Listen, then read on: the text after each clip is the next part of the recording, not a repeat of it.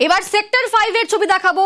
জলমগ্ন সেক্টর 5, কোথাও কোমর সমান জল, কোথাও হাঁটুর সমান জল এবং গাছ ভেঙে পড়ে রীতিমতো বিপত্তি। রাস্তায় অফিস পৌঁছতে চূড়ান্ত ভোগান্তি, কারণ রাস্তায় যান নেই খুব একটা, বাস চলছে না, অ্যাপ ক্যাব কিছু পাওয়া যাচ্ছে না এবং যেভাবে জল জমেছে তাতে একেবারে গাড়িগুলো ডুবে যাওয়ার মতো অবস্থা। সেক্ষেত্রে অফিস পৌঁছাতে চূড়ান্ত ভোগান্তি এবং কোনো গাড়ি সেক্টর 5 এর দিকে আসছে না। শেষ পর্যন্ত অফিসে পৌঁছানোর উপায় কি? তথ্য প্রযুক্তির কর্মীরা তারা লরি ভাড়া করে অফিসে পৌঁছচ্ছেন। দেখুন সেই ছবি, সেক্টর 5 সল্টলেক সকাল 8টার সেই ছবি। লরি ভাড়া করে অফিসে পৌঁছচ্ছেন সেক্টর 5 এর তথ্য প্রযুক্তির কর্মীরা। সিটি থেকে তো প্রথমত কোমর পর্যন্ত ওখানেই জল ছিল আমার বাড়ির সামনে। ওখান থেকে আমি অনেক কষ্ট করে এসেছি। বাসও যেখানে উঠেছি সেখানে বাসও চলছে না, বাসও বন্ধ রয়েছে। ঘন্টার পর ঘন্টা দাঁড়িয়ে তারপর বাস পেয়ে তারপর এখানে এই তো কলেজ মোড়েও সেম অবস্থা। কোথা থেকে আসছেন? কিভাবে এলেন এত দূর?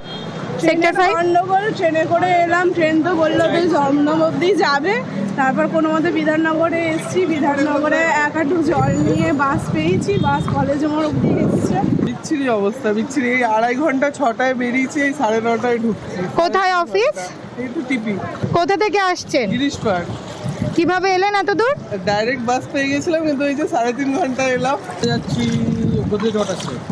অফিস কিভাবে এলেন? একটা লাকিলি আমার অফিসে একজন আসেন, মানে আমার রুটে, তো তার সঙ্গে কথা বলে ম্যানেজ করে আসলাম। এবার দেখাবো শহরের বহু বাড়িতে জল ঢুকে গিয়েছে। দেখুন সেই ছবি, বাঘাযতীনে বাড়ির ভেতর জল, খাওয়ার টেবিল, রান্নাঘর একেবারে জলের তলায়। ড্রাম দিয়ে নৌকা বেঁধে যাতায়াত। গড়ফা, যাদবপুর সেখানেও একাধিক বাড়িতে জল জমে রয়েছে। পাটুলি, মানিকতলা সেখানেও বাড়ির ভেতর জল। যে ছবি আপনাদের দেখাচ্ছি বিভিন্ন জায়গারই একই ছবি, জলমগ্ন কলকাতা শহর। কলকাতা শহরের বিভিন্ন জায়গাতে ঠিক একই ছবি। বাঘাযতীনে বাড়ির ভেতর জল। আমাদের সঙ্গে রয়েছেন প্রতিনিধি ইরন। ইরন, এখন কি পরিস্থিতি, কিরকম দুর্ভোগে পড়ছেন? দেখো, বাঘাযতীন সহ বিভিন্ন অঞ্চলে যে পরিমাণ জল জমেছে, বিভিন্ন জায়গায় বাঘাযতীনের রাস্তাগুলোতে প্রায় হাঁটু, কোথাও কোমর সমান জল। আমরা যে ছবি দেখাচ্ছি সেই ছবি স্পষ্ট, রান্নার খাওয়ার টেবিল, রান্নাঘর সবটাই জলমগ্ন। সকাল থেকে যারা দোতলায় থাকেন তারা নিচে নেমে আসতে পারছেন না, একতলা সম্পূর্ণ জলমগ্ন। এবং বহু বছর আগে দেখা যেত এরকম বৃষ্টি হলে খাওয়ার সামগ্রী নিয়ে ওপরে উঠতে হতো বা খাটে তুলে দিতে হতো।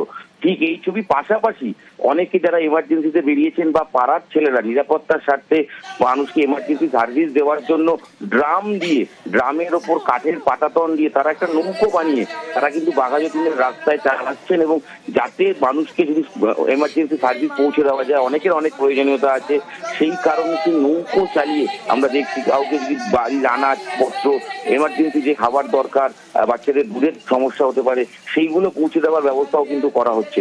কলকাতা শহরের অন্যতম জায়গা বাঘাযতীন, সেখানে কিন্তু বিভিন্ন জায়গায় হাঁটু, কোথাও কোমর সমান জল থই থই করছে। বাড়ির বাসিন্দারা কেউ বেরোতেও পারছেন না, এবং যেখানে নৌকো চালিয়ে এমার্জেন্সি সার্ভিসের ছবি সেটাও ধরা পড়ছে। একেবারেই ধন্যবাদ ইরন। সেই ছবি দেখতে পাচ্ছি আমরা নেতাজি নগরের ছবি। দেখুন সেখানেও তো বাড়ির মধ্যে জল ঢুকে গিয়েছে। গতকাল রাত থেকে রেকর্ড বৃষ্টি, এবং 4 দশকে কলকাতা শহরে সেপ্টেম্বর মাসে এই রেকর্ড বৃষ্টি হয়েছে বলা হচ্ছে। নেতাজি নগরেও বাড়ির মধ্যে জল। এবার দেখুন বেহালার ছবি, বেহালাতেও ঠিক একই অবস্থা। মিটার বক্স যেখানে রয়েছে তার ঠিক একটু নিচ পর্যন্ত জল জমে গিয়েছে। বিপজ্জনক অবস্থা বেহালাতেও। যাদবপুরের ছবি দেখুন, সিঁড়ি, একেবারে সিঁড়ির মুখে পর্যন্ত জল ঢুকে গিয়েছে। বাইকগুলো জলের তলায় রয়েছে। পাটুলিতেও